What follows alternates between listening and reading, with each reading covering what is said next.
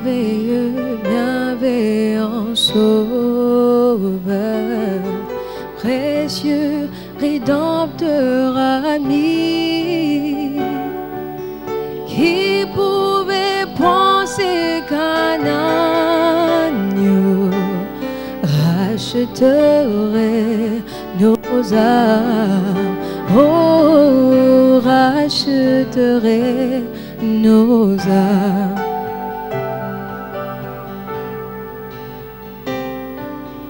Conseiller, gardien qui console, esprit que nous chérissons, tu nous donnes bienveillance et grâce dans notre cœur afin, oh, dans notre cœur afin. C'est toi que nous aimons louer et celui que nous adorons. Tu nous donnes bienveillance et grâce dans notre cœur afin, oh, dans notre cœur afin. C'est toi que nous aimons louer et celui que nous adorons. Tu nous donnes bienveillance et grâce dans notre cœur afin, oh, dans notre cœur afin. Oh, dans notre cœur afin. Nous allons appeler le pasteur avec la prédication. Bonjour bien-aimés frères et sœurs, que Dieu vous bénisse richement. Nous sommes encore heureux de vous rencontrer aujourd'hui pour partager, n'est-ce pas, la parole du Seigneur et nous instruire par rapport à la foi. Je m'en vais prier pour vous, que la paix soit avec vous là où vous êtes, dans vos salons, dans votre chambre, dans votre véranda, partout où vous nous suivez. Que le Seigneur vous bénisse richement. Je m'en vais prier pour vous. Dieu notre Père Céleste, il est écrit que là, 2 ou 3 soient assemblés à mon nom, je suis au milieu d'eux. À cet instant, nous sommes rassemblés là dans nos maisons, au travers des ondes de la télévision, rassemblés dans le nom de Jésus. Et nous voulons, Seigneur, nous instruire dans ta parole, que le Saint-Esprit nous instruise, nous positionne, afin que nous puissions accueillir une plus grande foi. Nous pensons à ceux qui sont malades, nous pensons à ceux qui ont des problèmes. Seigneur, tu es notre solution. Je prie que ta grâce, Père, par ta main toute puissante, que ta grâce touche chaque personne qui est dans le besoin. Alors que je prie, laisse que tu les visites au travers de cette prédication et que leur foi soit bénie. Ainsi je demande au nom de Jésus. Amen. Alors je vais vous parler ce matin sur le salut réside dans l'expérience du Saint-Esprit. Le salut réside dans l'expérience du Saint-Esprit. Je m'en vais lire dans ce passage de Romains au chapitre 3, versets 24 et 25. Et ils sont gratuitement justifiés par sa grâce, par le moyen de la rédemption qui est en Jésus-Christ. Donc, tous sont péchés, comme disait Paul, et ils sont gratuitement justifiés par le moyen de la rédemption qui est en Jésus-Christ. Verset 25 dit, c'est lui que Dieu a destiné à être par son sang, pour ceux qui croiraient, victime propitiatoire. Je m'arrête là. Donc, J'ai lu la moitié du verset. Alors, là, je viens de lire quelque chose. Nous savons que tous son péchés sont privés de la gloire de Dieu. Mais l'Écriture précise que et ils sont gratuitement. N'est-ce pas? Il n'y a rien à payer. Gratuitement. Justifiés par sa grâce. Par le moyen de la rédemption qui est en Jésus-Christ. Celui que Dieu a destiné à être pour ceux qui croiraient victime obstiatoire. Voilà, je voulais rester là-dessus. On nous dit que nous sommes gratuitement justifiés par le moyen de la rédemption qui est en Jésus-Christ. La rédemption signifie la délivrance par le paiement d'un prix. Et nous voyons dans l'Ancien Testament, Dieu avait déjà révélé, n'est-ce pas, comment s'opérer la délivrance, s'opérer la rédemption. La loi de la rédemption était appliquée et pour les personnes et pour les terres. Et que quand quelqu'un devenait pauvre et qu'il avait vendu sa concession ou ses propriétés, son proche parent pouvait le racheter. Et nous voyons ici que c'est par le moyen de la rédemption que nous sommes justifiés. Parce que nous étions pécheurs. On était condamnés. On ne pouvait plus venir dans la présence de Dieu comme tel. Mais on nous dit que, et ils sont tous gratuitement justifiés par le moyen de la rédemption qui est en Jésus-Christ. Maintenant, j'aimerais vous dire que la rédemption s'opère, n'est-ce pas, en suivant en 3 étapes. La première étape, c'est par le sacrifice sanglant de Christ. Donc, comme je peux le voir ici dans ma Bible, n'est-ce pas? Là, c'est Louis II qui fait un peu le commentaire. Il dit que la rédemption s'opère en vertu de l'efficacité du sacrifice de Christ. Ça, c'est un. Voyez? La deuxième chose, en vertu de la puissance de Dieu. Et troisièmement, n'est-ce pas, le Saint-Esprit fait de la délivrance une expérience réelle. Voilà les 3 étapes, n'est-ce pas? Comment s'opère la rédemption. Voyez. Et nous devons savoir que c'est par le moyen de la rédemption. Nous avons dit que la rédemption, c'est la délivrance par le paiement d'un prix. Et l'homme était tombé. Mais Christ est venu comme rédempteur afin de les racheter.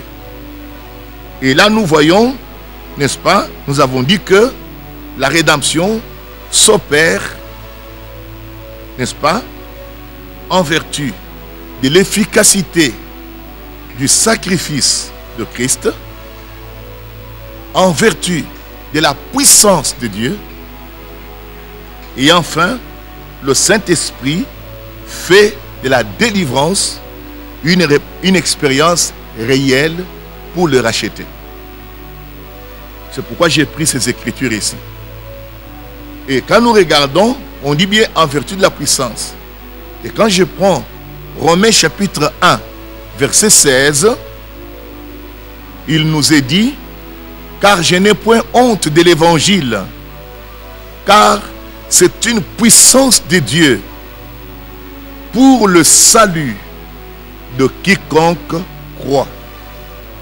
Du juif premièrement, puis du grec. Donc, l'évangile, il dit, je n'ai pas honte de l'évangile, mais l'évangile est une puissance. C'est une puissance de Dieu pour le salut de quiconque croit. Alors, nous voyons ensuite, dans Romains chapitre 8, verset 2, il est dit, en effet, la loi de l'esprit de vie en Jésus-Christ m'a affranchi de la loi du péché et de la mort. Donc nous avons les 3 choses. Nous avons d'abord le sacrifice de Christ, parce qu'il s'est donné lui-même. On dit que le moyen de rédemption était en Jésus-Christ. Pourquoi? Il était l'agneau de Dieu, le sacrifice. Et Jean-Baptiste l'a présenté, il a dit, voici l'agneau de Dieu contre le péché du monde. En vertu, n'est-ce pas, de ce sacrifice innocent, à cause du sang qu'il a versé. Voyez, il a versé de son sang. La Bible dit que cette coupe est la coupe de mon sang qui est versée pour la rémission de péché. Donc c'est en vertu de cela, n'est-ce pas, que la rédemption a été payée par la vie de Jésus-Christ. Il s'est offert lui-même pour nous. Mais on nous dit aussi que l'évangile est une puissance. Paul dit que nous prêchons Christ crucifié, scandale pour les Juifs, mais puissance de Dieu pour ceux qui croient. L'évangile est une puissance. Et ensuite, nous voyons qu'il est dit dans Romains 8, 2 que la loi de l'esprit de vie en Jésus-Christ, c'est cette loi-là de l'esprit de vie qui nous a franchis réellement de la loi du péché et de la mort. Donc, nous comprenons donc, c'est de cette manière que la rédemption s'opère. Et nous voulons expliquer encore quelque chose de très important.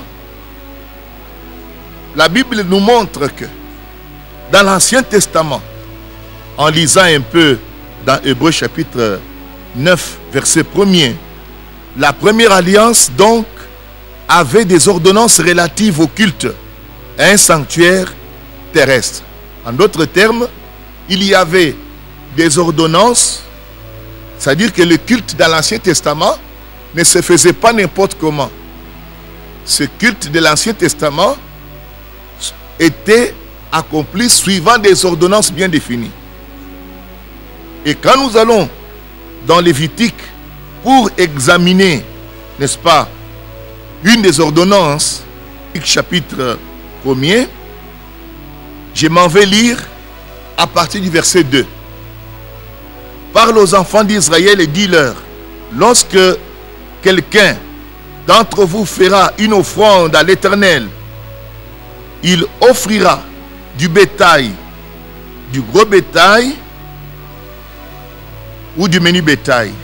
Si son offrande est un holocauste de gros bétail, il offrira un mâle sans défaut. Il l'offrira à l'entrée de la tente d'assignation devant l'Éternel pour obtenir sa faveur. Verset 4. Il posera sa main sur la tête de l'holocauste qui sera agréé de l'Éternel pour lui servir d'expiation. Nous mettons l'accent ce soir sur verset 4 où il est dit, il posera sa main sur la tête de l'holocauste qui sera agréé de l'Éternel pour lui servir d'expiation. Donc, quand quelqu'un devait aller adorer, il devait amener son sacrifice. Et nous voyons, ça pouvait être de gros bétail ou petit bétail, c'est-à-dire ça peut être un bœuf, ça peut être une chèvre, ça peut être un agneau, tout dépend. Mais on nous dit qu'il devait l'offrir à l'entrée de la tente d'assignation, c'est-à-dire la tente de rassemblement, devant l'Éternel pour obtenir sa faveur. Donc la première chose, vous devez chercher la faveur de Dieu en amenant le sacrifice. Et le sacrifice servait, n'est-ce pas, pour obtenir la faveur. Quelle était la pratique alors? L'adorateur posait sa main sur la tête, n'est-ce pas, de l'holocauste ou du sacrifice qui sera agréé, n'est-ce pas, de l'Éternel pour lui servir d'expiation. Et c'est quoi l'expiation? L'expiation, justement, c'était une procédure par laquelle on cherchait à obtenir la faveur de Dieu pour que Dieu lève les yeux et te regarde. Et alors pour entendre ta plainte ou ton cas. Pourquoi? Parce que nous étions pécheurs. On ne pouvait pas venir comme ça dans la présence de Dieu, sinon c'était la mort.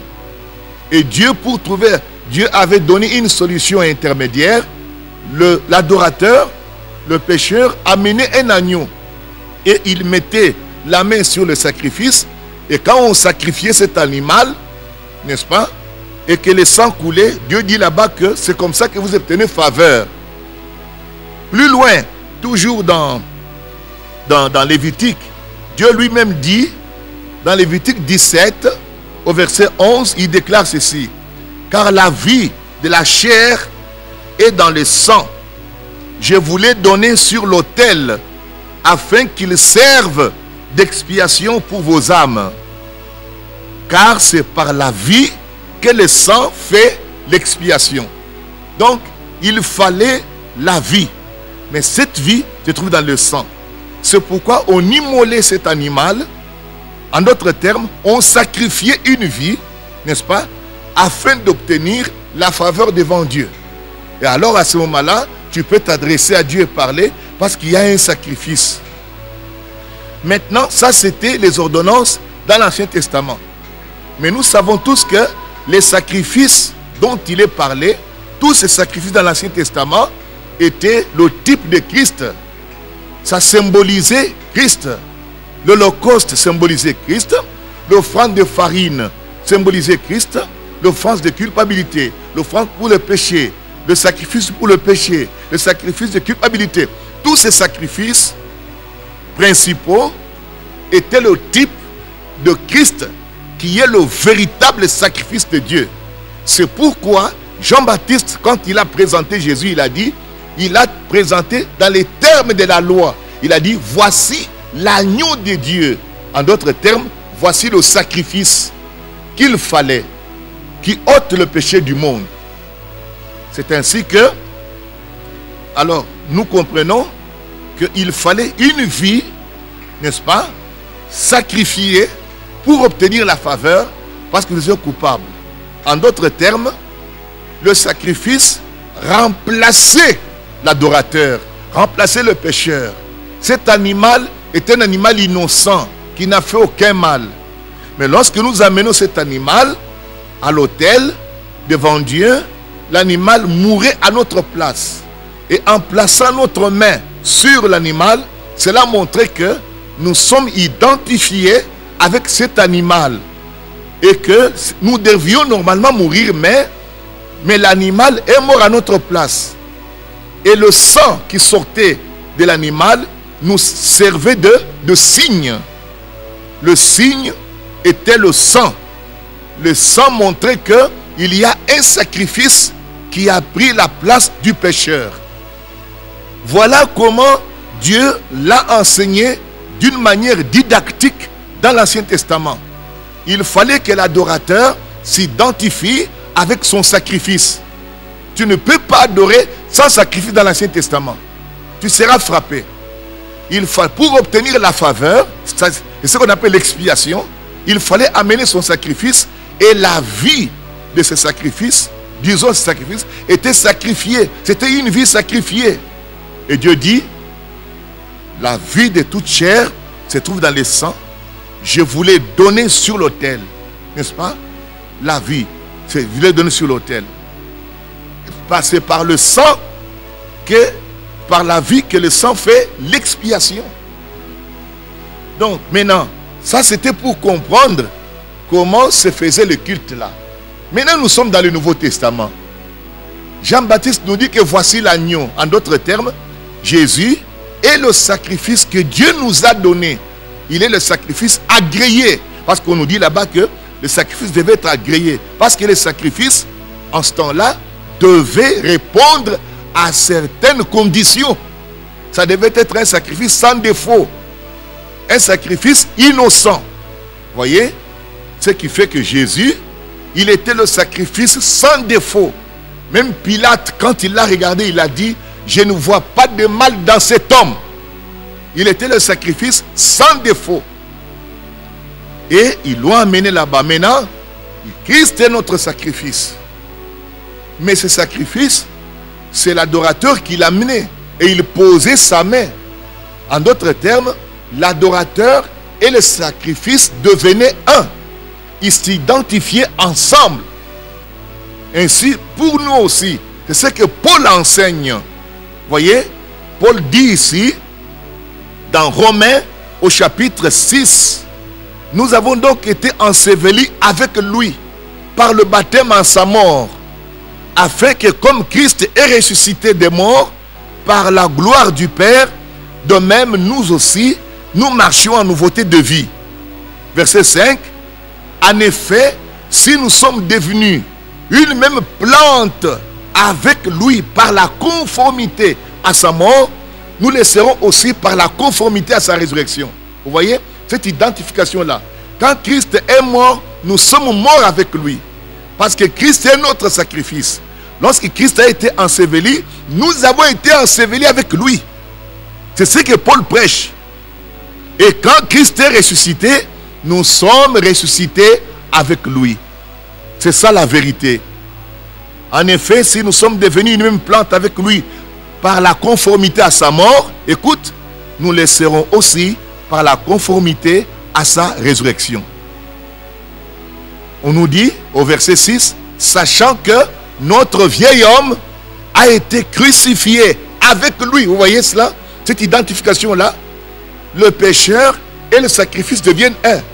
Dit que sachant que notre vieil homme a été crucifié avec lui, afin que le corps du péché soit réduit à l'impuissance, vous voyez, et que nous ne soyons plus esclaves du péché. On nous dit là-bas que nous sommes, n'est-ce pas, nous avons donc été ensevelis avec lui par le baptême en sa mort. Ce baptême-là n'est pas le baptême d'eau. Non. Ce baptême-là, c'est le baptême du Saint-Esprit. C'est dans le baptême du Saint-Esprit que nous nous dépouillons de notre vieille nature. Notre vieil homme meurt. Nous sommes morts avec Christ. Dans le baptême du Saint-Esprit, ça devient une expérience réelle. C'est pourquoi j'ai dit que la rédemption s'opère en vertu du sacrifice de Christ, n'est-ce pas? Christ en a payé le prix, n'est-ce pas? Il a versé son sang. Et par la puissance de Dieu. Et la puissance de Dieu, c'est la croix. La puissance de Dieu est entrée en jeu.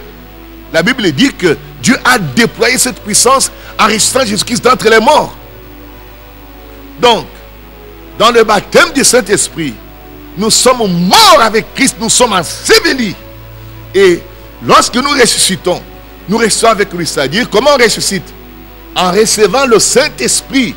Alors, c'est le même esprit qui était en Jésus. Écoute ce que dit les Écritures.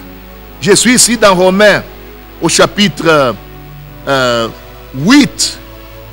Et si l'esprit de celui qui a ressuscité Jésus-Christ d'entre les morts habite en vous, celui qui a ressuscité Christ d'entre les morts rendra aussi la vie à vos corps mortels par son esprit qui habite en vous.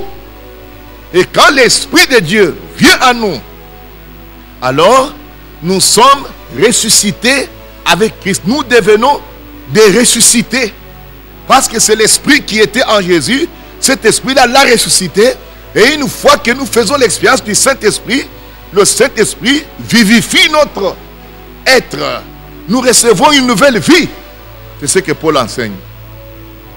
Il déclare, nous avons donc été ensevelis avec lui par le baptême en sa mort.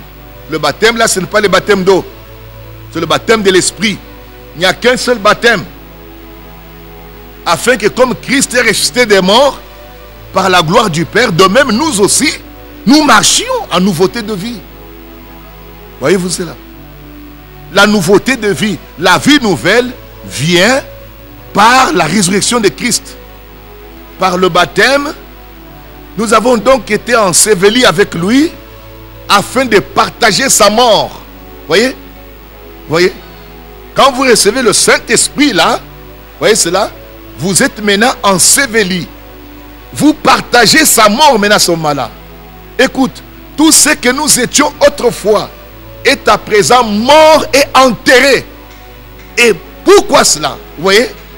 Ça c'est la version parole vivante. Le verset 4. Écoute, je continue. Vous savez que le Christ a été ressuscité d'entre les morts par la puissance glorieuse du Père. nous aussi, nous avons reçu une nouvelle vie. Voyez cela. Et nous sommes appelés à mener notre existence sur un plan nouveau. Voilà la vérité. Donc, en recevant le Saint-Esprit, alors, qu'est-ce qui se passe? Nous partageons la mort de Christ. Nous sommes ensevelis avec lui. Ce que nous avons été autrefois est passé. Maintenant, nous avons reçu une nouvelle vie. Et nous sommes appelés à mener notre existence sur un plan nouveau. Regarde le verset 5. Toujours avec la version dynamique. Nous lisons. Nous sommes devenus un seul et même être avec lui.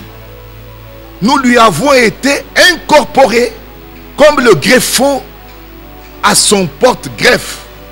Si donc nous avons été implantés en sa mort pour mourir avec lui, nous le serons aussi en sa résurrection pour vivre avec lui. Voilà la vérité. Donc,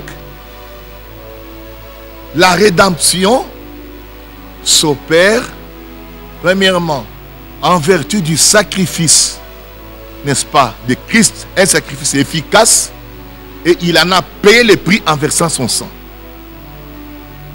Ça se fait en vertu de la puissance de Dieu. Dieu a démontré la puissance, il a resté Christ d'entre les morts. Et troisièmement, nous avons dit que le Saint-Esprit fait de la rédemption une réalité pour le croyant. C'est pourquoi j'ai dit que le salut réside dans l'expérience du Saint-Esprit. Donc vous devez nécessairement faire cette expérience-là du Saint-Esprit. Alors et alors seulement, vous devenez un avec Christ. Vous êtes identifié avec lui dans tout ce qu'il est. Il est devenu nous pour que nous, on devienne comme lui. Voilà la vérité. L'identification, n'est-ce pas, du croyant, du pécheur avec Christ. Christ a pris notre place. Et nous, maintenant, nous prenons sa place. Nous sommes un. La Bible dit que nous sommes devenus une plante avec lui. Cette expérience est très nécessaire. Sans cette expérience, ça sera seulement des théories que nous allons développer devant les gens. Vous ne verrez pas la réalité de ce que nous parlons. Le salut n'est pas une histoire à raconter. Le salut est une expérience que vous devez vivre. Dieu ne parle pas de balivernes. Dieu ne fait pas de la frime. Dieu dit des choses que vous pouvez expérimenter, qui sont réelles. Le salut n'est pas une imagination. La délivrance n'est pas une imagination. La guérison, la justification, la bénédiction, la sanctification, ce ne sont pas des imaginations. Ce sont des réalités tangibles que vous pouvez vivre dans votre vie. Vous n'avez pas aidé Dieu. Dieu, dans ce travail, il le fait seul. Vous n'avez rien à payer. Ils sont gratuitement justifiés par le moyen de la foi. Par le moyen de la rédemption qui est en Jésus-Christ. Et Jésus est le sacrifice propitiatoire pour ceux qui croiraient. Une fois que tu crois, Jésus devient le sacrifice d'expiation pour toi. Ainsi, le chrétien et Christ deviennent un. Ils sont identifiés ensemble. Nous sommes ce qu'il est. Voyez-vous, nous sommes devenus un avec lui. Comment? Lorsque l'Esprit vient en nous, Dieu nous unit à Christ. Nous sommes unis à Christ par le baptême du Saint-Esprit. Voilà la vérité. Alors, maintenant, donc nous avons dit, en vertu la rédemption, qui est la délivrance par le paiement d'un prix. Beaucoup de gens cherchent la délivrance. Ils veulent faire des prières de délivrance. Mais vous devez comprendre comment vient la délivrance. La délivrance est venue par Jésus-Christ. Ça ne pouvait pas venir autrement. On nous dit que nous avons tous sont péchés, sont privés de la gloire de Dieu et ils sont gratuitement, tu n'as rien à payer, gratuitement justifiés par le moyen de la rédemption qui est en Jésus-Christ. Le moyen de la rédemption n'était pas dans Moïse, n'était pas dans Élie, n'était pas dans Samuel ou dans aucun autre. Le moyen de rédemption était en Jésus-Christ seul. en lui était le moyen de rédemption. Voyez, et par ce moyen de rédemption, alors c'est quoi la rédemption? On nous dit, c'est la délivrance par le paiement d'un prix. Qui a payé le prix? Jésus a payé le prix. Pas votre église, pas le pasteur, pas un prophète. Jésus-Christ, le Fils de Dieu, a payé le prix pour que tu sois libre, pour que je sois libre, pour que nous recevions ce salut. C'est gratuit. Et il est victime propitiatoire pour ceux qui croiraient. Voyez cela. Dieu a mis ce sacrifice pour ceux qui croient. Vous êtes agréés devant Dieu, non pas par votre propre justice. Non. La justification est un acte d'imputation divine.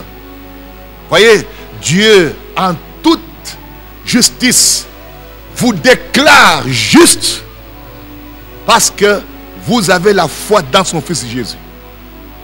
Heureux l'homme à qui Dieu n'impute pas le péché. Dieu vous déclare juste.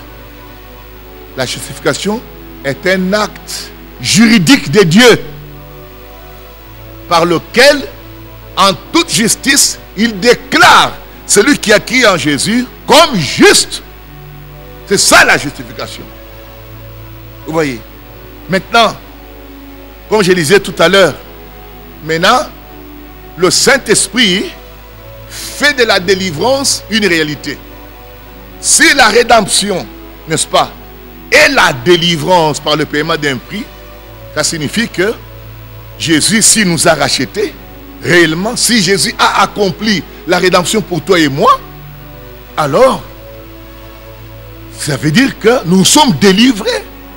Et que cette délivrance est une réalité. Dieu ne s'amuse pas. Mais comme nous avons dit, c'est par la puissance. Et ensuite, le Saint-Esprit fait de cette délivrance, de cette rédemption, de ce salut, une réalité dans nos vies. Et c'est pourquoi Paul dit ici que nous avons été baptisés avec lui. N'est-ce pas? Le baptême là, ce n'est pas le baptême d'eau. C'est le baptême du Saint-Esprit en sa mort. Afin que, comme Christ est ressuscité des morts, par la gloire du Père, de même nous aussi, nous marchions en nouveauté de vie. Voyez? Et c'est ce que j'ai voulu faire comprendre là-bas. Maintenant, essayez un peu d'avancer. Romains 8, 2. En effet, la loi de l'esprit de vie en Jésus-Christ m'a affranchi de la loi du péché et de la mort. La Bible dit même, au premier verset, il est dit, il n'y a plus de condamnation pour ceux qui sont en Christ Jésus. Vous voyez l'écriture. Il n'y a plus de condamnation. Si quelqu'un est en Christ, il n'y a plus de condamnation. Dieu vous a déclaré juste.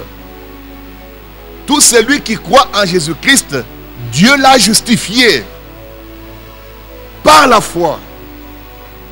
Voyez. Et on nous dit alors, la loi de l'esprit de vie en Jésus-Christ m'a affranchi. Ça veut dire que l'esprit de Dieu, quand il vient en nous, il a sa loi. L'esprit de Dieu, quand il vient en nous, il impose sa loi. Et sa loi nous affranchit, nous libère du péché, nous libère de la mort. Et l'esprit, et c'est pourquoi Paul dit que si l'esprit de celui qui avait resté jusqu'à d'entre les morts habite en vous, oh là là, vous recevez la puissance vivifiante. Vous êtes rachetés du péché. Les choses qui te dominaient autrefois ne peuvent plus dominer sur toi. Les choses qui t'entraînaient, qui t'avaient emprisonné ne peuvent plus t'emprisonner.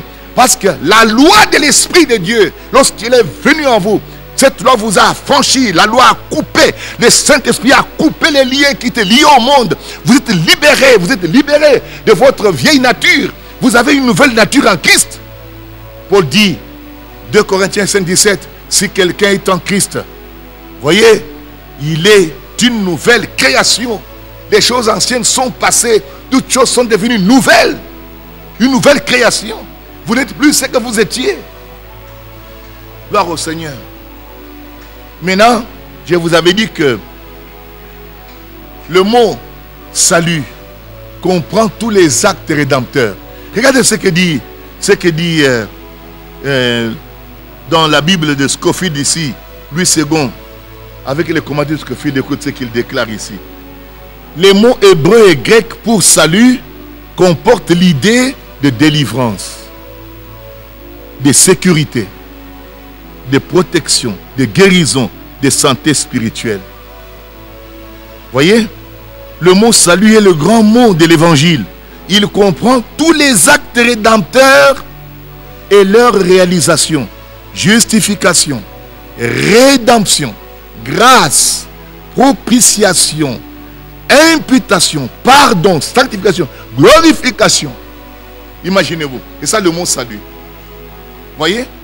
Donc, c'est pourquoi j'ai dit que le salut obtenu pour nous par Jésus, c'est au moyen de la rédemption.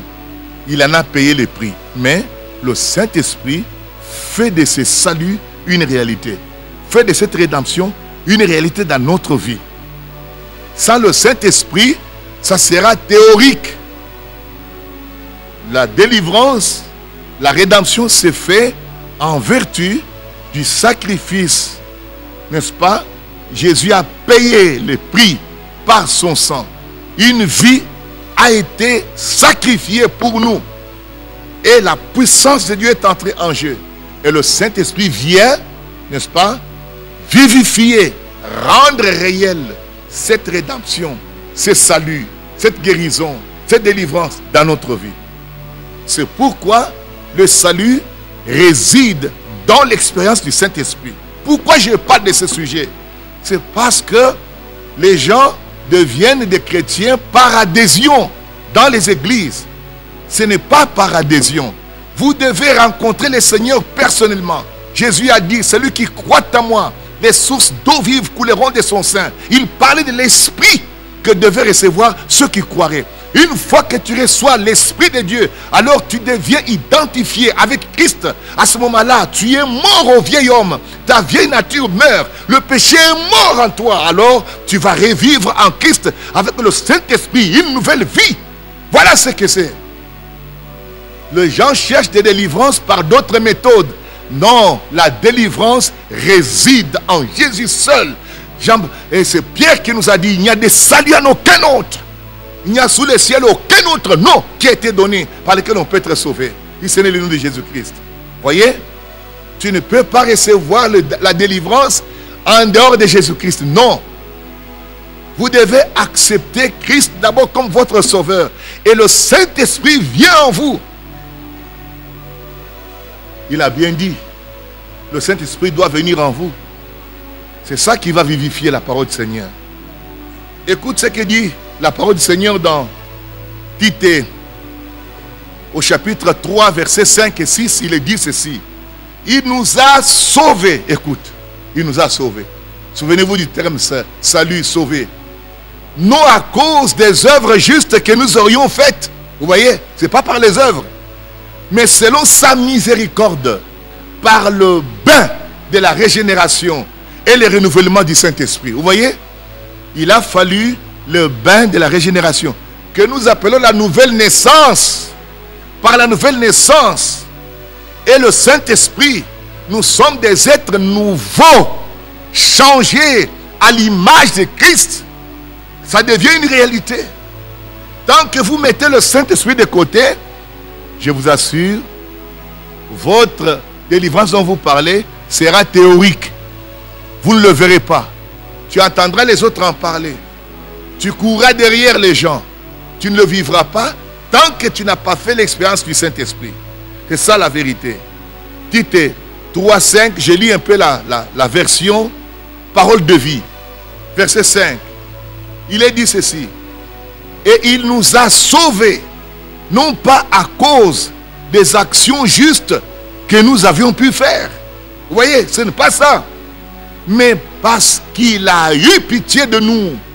Il nous a sauvés par le bain de la nouvelle naissance et par l'Esprit Saint qui nous donne une vie nouvelle. Voilà la chose. Ce n'est pas par les œuvres. Je vais faire un jeûne de 40 jours. Je vais faire un jeûne de 21 jours. La délivrance ne vient pas comme ça. Sinon, dans l'Ancien Testament, ils l'auront déjà eu. Ils ont jeûné et prié plus que nous. Souvenez-vous de cela. Pourquoi alors Jésus serait-il venu? Pourquoi est-il mort si c'est par les jeûnes et les prières que vous allez avoir cela? Non. la délivrance est en Jésus seul. Voyez-vous cela? La Bible dit que le moyen de la délivrance, voyez, le moyen de la rédemption était en Christ. Vous devez accepter que c'est lui la délivrance, c'est lui la guérison, c'est lui le salut, c'est lui la prospérité, la bénédiction. C'est lui. Vous ne pouvez pas avoir... Les gens cherchent la délivrance en dehors de Christ. Christ est le remède. Christ est le remède. Christ est la solution de Dieu. Dieu a vu tout ce que tu souffrais. Alors il t'a envoyé Jésus. Accepte Jésus-Christ. Alors tu as la vie éternelle. Voyez? Donc, c'est pourquoi j'ai dit, ce n'est pas... Non. Le salut ne peut pas venir par nos propres prières, nos propres œuvres. Tu entends, on nous dit là-bas qu'il nous a sauvés, non pas à cause des actions justes. Parce que j'ai sémé, je suis allé dans une église, j'ai donné une offrande, j'ai donné ceci, cela, alors Dieu va me délivrer. Non, ça ne se paye pas. Tu ne peux pas payer la délivrance. La délivrance a déjà été payée par Jésus-Christ. Personne d'autre ne peut le faire. On n'achète pas la grâce, on n'achète pas le salut. C'est gratuit. La Bible dit, ils sont gratuitement justifiés par le moyen de la rédemption qui est en Jésus-Christ. Pourquoi nous insistons beaucoup sur Jésus? C'est la seule personne en qui résidait la rédemption. Voyez, Jésus a dit que si un homme n'est né d'eau et d'esprit, il ne peut voir, il ne peut entrer dans le royaume de Dieu. Ce qui est né de la chair est chair. Ce qui est né de l'esprit est esprit. Nous étions nés de la chair au travers de notre maman et de notre papa. Nous étions nés comme ça dans la chair. Mais maintenant, nous devons naître dans l'esprit. Par la parole et par l'esprit que nous devons naître. Là, nous serons de nouvelles créatures. Il nous a sauvés par le bain de la nouvelle naissance et par l'Esprit Saint qui nous donne une vie nouvelle. Cette vie-là, c'est le Zoé. Zoé, c'est la vie de Dieu. Cette vie-là vient dans le croyant. Dieu a tant aimé le monde qu'il a donné son Fils unique afin que quiconque croit en lui ne périsse point, mais qu'il ait la vie éternelle. La vie éternelle, c'est Dieu lui-même. Ce n'est pas par des prières de toutes sortes. Non, c'est Jésus, votre expiation. C'est lui. Vous acceptez Jésus. Les gens veulent se sauver par d'autres méthodes. Non. Ils veulent gagner Satan par d'autres méthodes. Non. Jésus a vaincu Satan. Il a vaincu le diable. Je n'ai pas besoin de vaincre le diable. Il est un ennemi vaincu. Je n'ai pas besoin de le vaincre. Il a été vaincu. Je participe plutôt à la victoire de Jésus. Je participe à la victoire de Christ qui m'a sauvé. Je participe à cette victoire. Il n'avait pas besoin de victoire. C'est moi qui avais besoin de victoire. Il est venu chercher la victoire pour toi et pour moi. Il n'avait pas besoin de mourir à la croix. Mais il est mort à ma place. Il est mort à ta place. La Bible dit qu'il s'est chargé de nos iniquités. Il a pris nos péchés. Il est allé jusque sur le bois du Calvaire. Il a fait ça. Est-ce qu'il le méritait? Non. Il a fait ça pour toi et pour moi. Tout ce qu'il a fait, c'était pour toi et pour moi. C'est ça l'amour de Dieu. Jean-Baptiste a dit, moi je vous baptise d'eau. Celui qui vient après moi vous baptisera du feu et du Saint-Esprit. Voilà celui qui baptise du Saint-Esprit. Jean-Baptiste dit, celui qui m'a envoyé a dit que celui sur qui tu verras l'Esprit descendre et rester, c'est celui-là qui baptise du Saint-Esprit. C'est Jésus qui baptise du Saint-Esprit. Pas le pasteur, pas l'église, pas les prophètes, pas qui que ce soit. Jésus est celui qui baptise du Saint-Esprit. Il leur a dit, allez attendre à Pentecôte. Vous verrez, vous allez recevoir la promesse que le Père avait promis. La Bible dit, et les jours de la Pentecôte, ils étaient tous ensemble dans le même lieu. Et tout à coup, il vint du ciel un bruit comme celui d'un vent impétueux. Ils n'ont pas dit qu'on va demander aux représentants légaux. Non! Ils ont cru la promesse. Ils sont allés attendre et le Saint-Esprit est tombé sur eux. Quand Pierre a prêché ce jour-là, 3000 âmes se sont converties. Sans publicité, imaginez-vous. Ils ont dit, mais, homme frère, que ferons-nous pour être sauvés? Pierre dit, c'est simple, repentez-vous. Que chacun de vous soit baptisé au nom de Jésus-Christ pour le pardon de vos péchés. Voilà comment vous devez être baptisés. Pas autrement. Au nom de Jésus-Christ. Sinon le Saint-Esprit ne viendra pas. Pourquoi au nom de Jésus? Parce que Jésus est notre sacrifice. Il est celui qui est mort pour nous. Il est celui qui s'est donné pour nous. Repentez-vous C'est-à-dire changez. Revenez maintenant à Jésus. Prenez votre baptême, acceptez-le comme votre Seigneur et Sauveur. Il dit, soyez baptisés et vous recevrez le don du Saint-Esprit.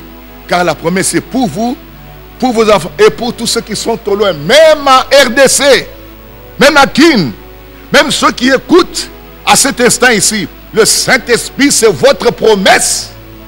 Vous pouvez l'avoir, car Dieu l'a dit. Dieu n'est pas un homme pour mentir. Gloire au Seigneur.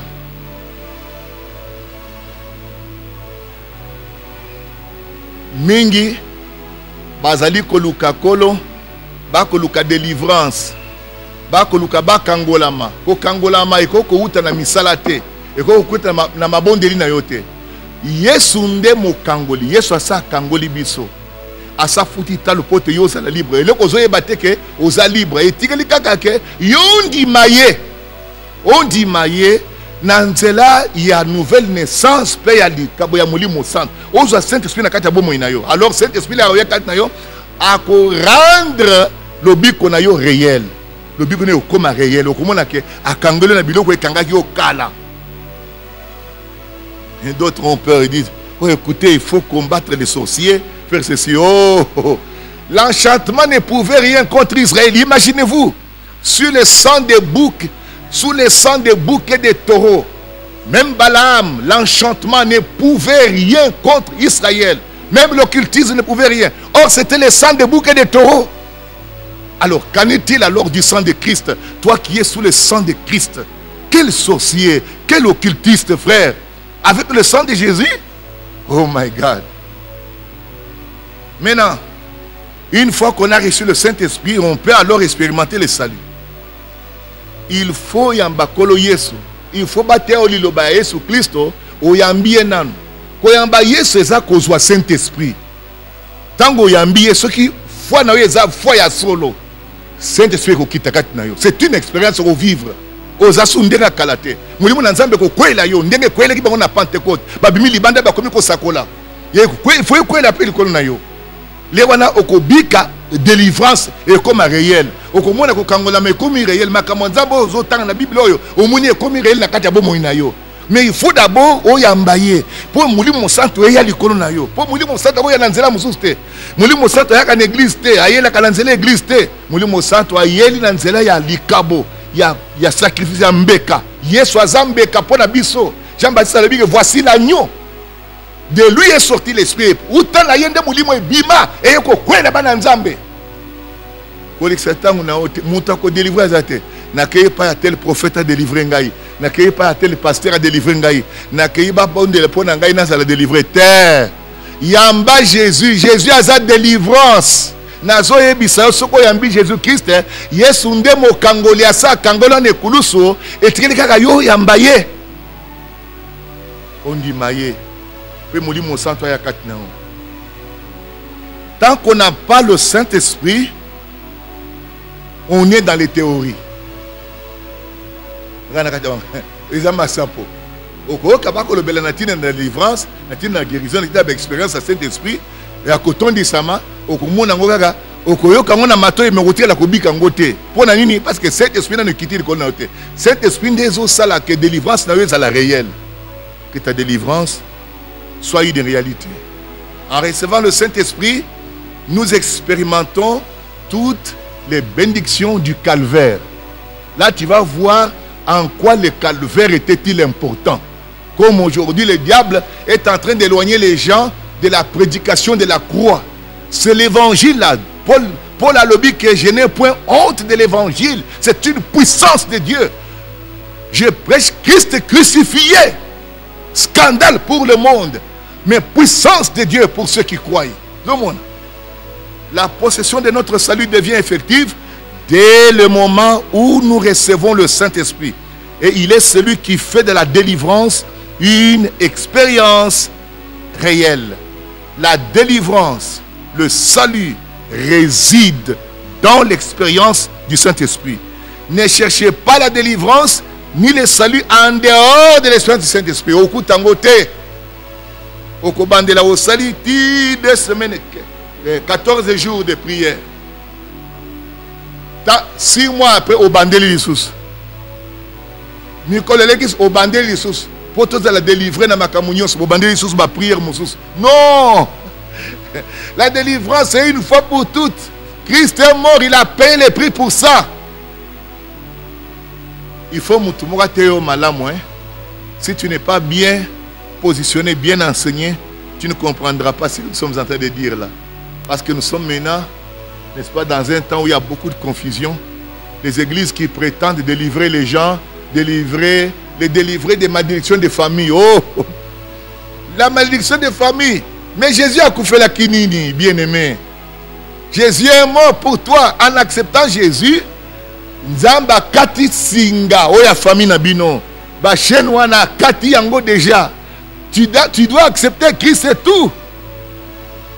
Tu n'as pas besoin. Yoko combattre Satan. Mouta combattre Satan, il a Jésus. Il a combattre Satan.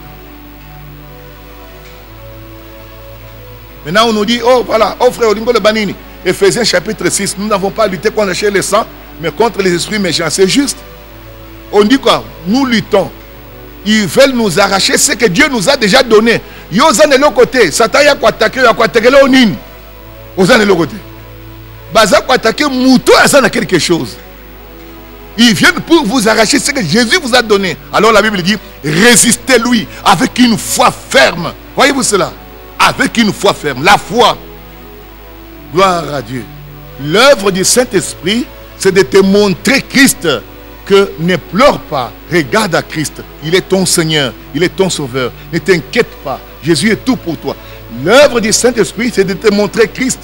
Il a dit, quand le Saint-Esprit viendra, il vous rappellera ce que je vous ai dit. Il parlera de moi. Voyez, le Saint-Esprit ne parle pas de quelqu'un d'autre. Le Saint-Esprit ne parle pas des prophètes de ceci. Non, le Saint-Esprit parle de Christ. Il vous montre ce que Christ a fait pour vous. Quand il viendra, il vous conduira dans toute la vérité. C'est ça la vérité. Il est la vérité. Jésus-Christ.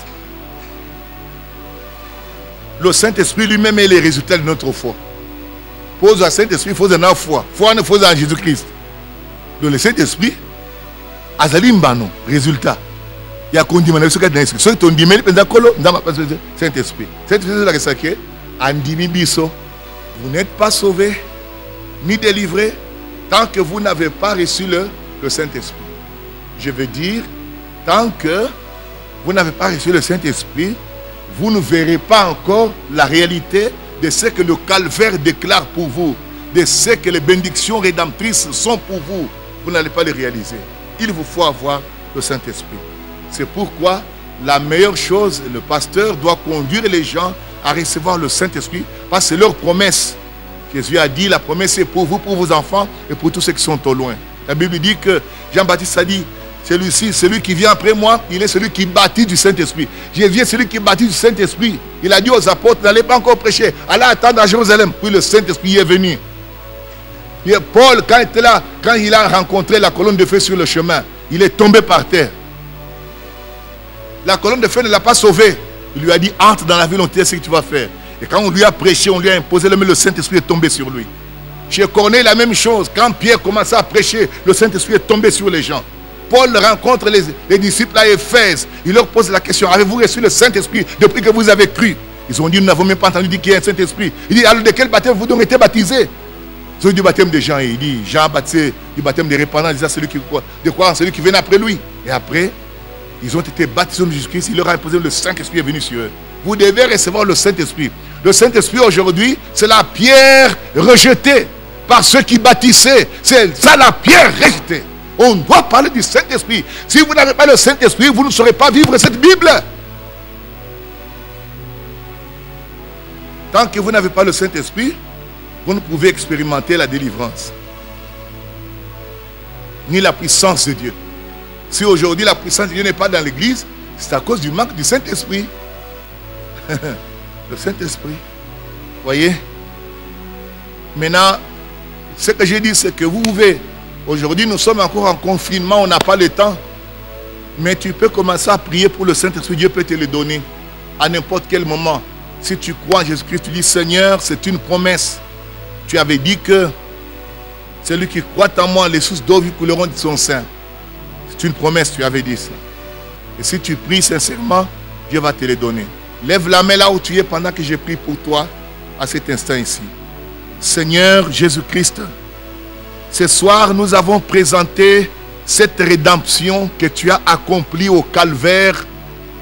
La rédemption qui signifie la délivrance par le paiement d'un prix.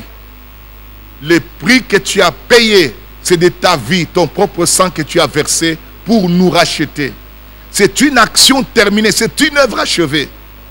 Mais en l'acceptant, Seigneur, en venant et en acceptant cela, alors tu nous visites avec le Saint-Esprit, comme tu avais dit. Tu avais dit que les sources d'eau vive couleront de votre sang. Tu parles de l'Esprit que devaient recevoir ceux qui croiraient. Seigneur, montre que tu es encore le même Dieu. Tu es le même hier, aujourd'hui, pour toujours. Fais comme ce qui est arrivé chez Corneille. Que le Saint-Esprit tombe sur ces âmes qui sont là, les mains levées, dans leur maison, dans leur bureau, dans leur chambre, dans leur salon. Que le Saint-Esprit tombe sur eux et qu'ils deviennent de nouvelles créatures. Qu'ils expérimentent réellement le salut, qu'ils expérimentent leur délivrance, qu'ils expérimentent, Seigneur, leur adoption. Accorde-leur, Seigneur, ta grâce. J'ai prié pour ça, Père. Viens en aide. Je suis loin d'eux. Toi, tu n'es pas seulement un Dieu de près, tu es aussi un Dieu de loin. Tu peux toucher là où ils sont, Seigneur Jésus. Accorde-leur cette visitation, Père, et qu'ils voient, que leurs yeux s'ouvrent au mystère de Christ et qu'ils soient en communion avec toi, comme Jésus-Christ avait dit que je leur ai fait connaître ton nom. Maintenant, garde-les en ton nom, Seigneur, afin qu'ils soient un comme nous sommes un avec toi. Comme disait Jésus-Christ, laisse que, Père, tu les bénisses, guéris ceux qui sont malades, Seigneur, et accorde-leur ta grâce. Au nom de Jésus, j'ai prié ainsi. Je profite aussi pour dire un mot de prière pour votre dîme et votre offrande. Beaucoup m'ont envoyé leur dîme, leur offrande. J'ai reçu cela et je vous bénis dans le nom de Jésus. Et je prie pour votre prospérité encore une fois. Père Céleste, tu avais dit apportez dans la maison du trésor vos dîmes et vos offrandes, et vous verrez si je n'ouvre pas pour vous les écluses des cieux. Et pour vous, je menacerai celui qui dévore. Seigneur, partout là où leurs finances étaient bloquées, que cela soit débloqué. Père, là où ils étaient en train de s'aimer pour toi, Père, laisse que la semence soit multipliée. Bénis, Seigneur, leurs activités. Bénis, Seigneur, donne-leur la percée dans tous les domaines. Et sois l'ange protecteur et celui qui les guide. Je les remets, Père, entre tes mains. Au nom du Seigneur Jésus, j'ai prié ainsi et j'ai dit Amen. Amen.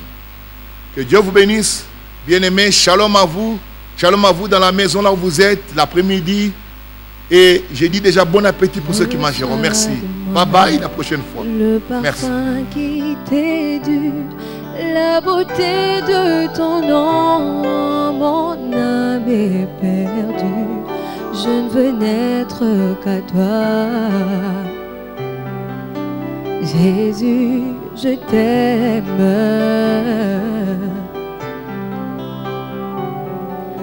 Reçois du peu que je trouve à donner, tout l'amour que mes yeux n'ont pas su te montrer. Je veux n'être qu'à toi. Oh Jésus, je t'aime.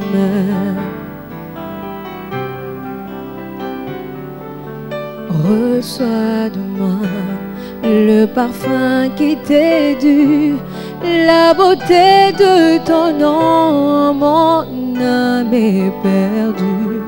Je ne veux n'être qu'à toi. Oh oui Jésus, je t'aime.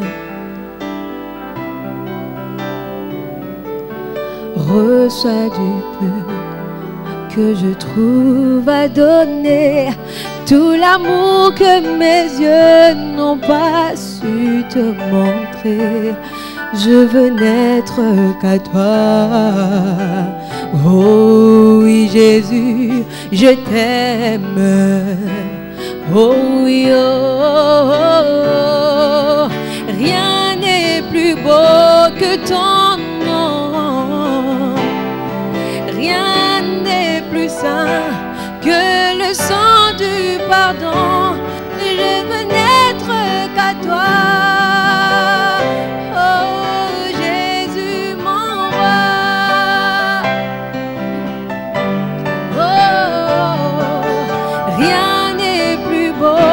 que ton nom. Oui, rien n'est plus saint que le sang du pardon. Je veux n'être qu'à toi, Jésus mon roi.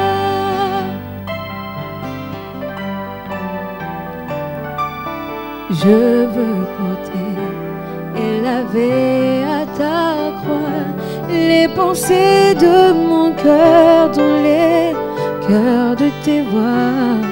Je ne veux n'être qu'à toi, Jésus, je t'aime. Oh, je ne veux rien que vouloir te louer, adorer ton saint nom et ta fidélité. Je ne veux n'être qu'à toi.